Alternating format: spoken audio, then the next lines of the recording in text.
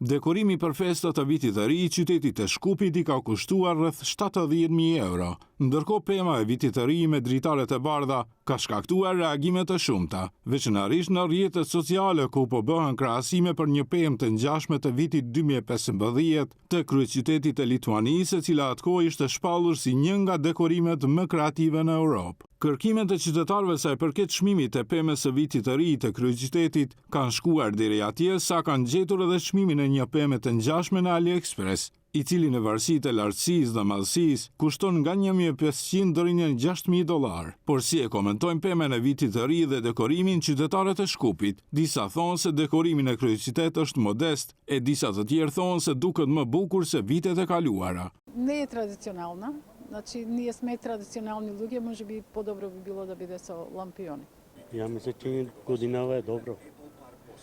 Лани по не беше, годинава сега како што гледам моментално е добро. A Jelkava? Елката е петка. Petka. Да. Kako je dekoracija ova godina? Pa ubava. Ubava? Da, skromno, ама убаво, ако биде вака. Убаво е. Се приметува, се осеќа новогодишниот амбиент, атмосферата. Dopađa li dekoracijata? Одлично е. Убаво е.